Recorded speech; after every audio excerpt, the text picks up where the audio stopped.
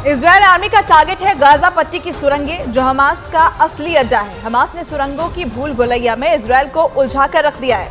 लेकिन अब एक नई खबर ने हमास को चौंका दिया है, क्योंकि इजरायल के प्रधानमंत्री नेतन्याहू ने एक डेथ वारंट जारी कर दिया है।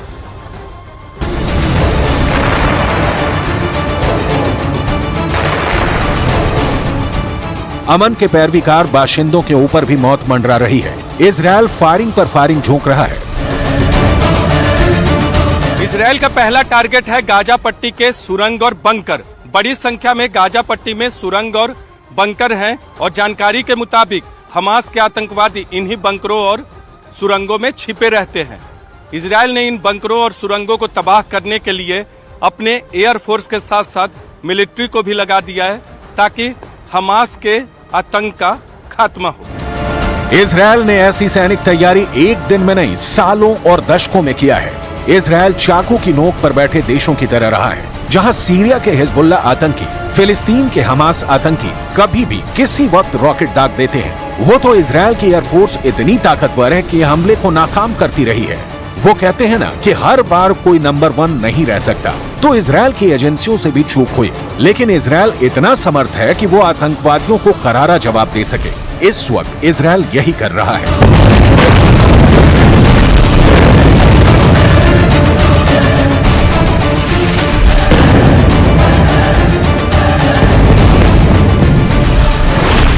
इजरायल का रक्षा बजट 2.02 लाख करोड़ रुपए का है। ग्लोबल फायर पावर की रिपोर्ट बताती है कि इजरायल अपने कुल बजट का 12% रक्षा क्षेत्र पर खर्च करता है। आप अंदाजा लगा सकते हैं कि इजरायल अपनी रक्षा जरूरतों के लिए देश के संसाधन का किस लेवल पर इस्तेमाल करता है। असल में इजरायल की ये मजबूरी है, क्योंकि अरब देश इजरायल के खिलाफ खड़े हैं।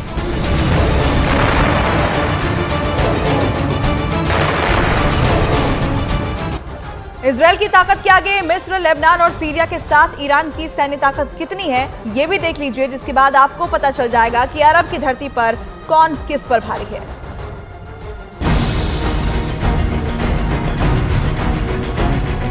इजरायल अकेला कितना काफी है, ये हमने आपको इजरायल की सैनिक क्षमता के आंकड़ों में बताया। अब देखना जरूरी है कि जो शक्तियां या देश इजरायल के खिलाफ लड़ रहे हैं, उनकी ताकत कितनी है। मिस्र, लेबनान और सीरिया इजरायल के पड़ोसी देश हैं। लिहाजा अरब देशों की ओर से हमले की सूरत में ये 3 देश ही सप्लाई रूट बनेंगे। इन्हीं 3 देशों के रास्ते कहा जा रहा है कि ईरान की फौज भी मैदान में जरूरत पड़ने पर उतरने के लिए तैयार है। इन 3 देशों की सैनिक शक्ति और हथियार की शक्ति कैसी है, समझना बहुत जरूरी है। ग्लोबल मिलिट्री स्ट्रेंथ इंडेक्स के मुताबिक मिस्र को सैन्य शक्ति के मामले में सबसे शक्तिशाली अरब देश के रूप में स्थान दिया गया है। वैश्विक रैंकिंग में मिस्र 14वें स्थान पर है। इसी साल जनवरी में आई ग्लोबल मिलिट्री स्ट्रेंथ इंडेक्स बताती है कि सैनिक शक्ति के मामले में तुर्की अरब देशों में नंबर 1 पर है। इसी रिपोर्ट के मुताबिक ईरान के पास मध्य पूर्व क्षेत्र में तीसरी सबसे बड़ी शक्तिशाली सेना है। यही रिपोर्ट बताती है कि सीरिया सैनिक शक्ति के मामले में अरब देशों में नंबर 10 पर है और लेबनान तो इस लिस्ट में सबसे नीचे 20वें नंबर पर है। इजरायल से सीधा टकराव में इजरायल को सबसे ज्यादा चैलेंज मिस्र से मिलेगा। हालांकि 1967 की लड़ाई में इजरायल मिस्र को मात दे चुका है, लेकिन सीरिया के साथ मिस्र मिलकर लड़ता है तो इजरायल की मुश्किल बढ़ जाएगी। 2021 में प्रकाशित एक रिपोर्ट के मुताबिक मिस्र के पास कुल 3 लाख सैनिक हैं, जिसमें 90,000 से लेकर 1,20,000 तक पेशेवर हैं। जाहिर है मिस्र के पास आधुनिक हथियार भी हैं और एयर डिफेंस सिस्टम भी, लेकिन यह बहुत स्पष्ट है कि मिस्र कितना भी ताकतवर हो, इजरायल की ताकत उससे दोगुनी है। अब सीरिया की ताकत भी देख लीजिए। सीरिया के पास 1,78,000 से 2,20,000 के बीच की आर्मी है। इनके साथ सीरिया के पास 80,000 से 1 लाख तक की वो आर्मी है जो सीधी सेवा में नहीं है, लेकिन जरूरत पड़ने पर एक्टिव हो जाएगी।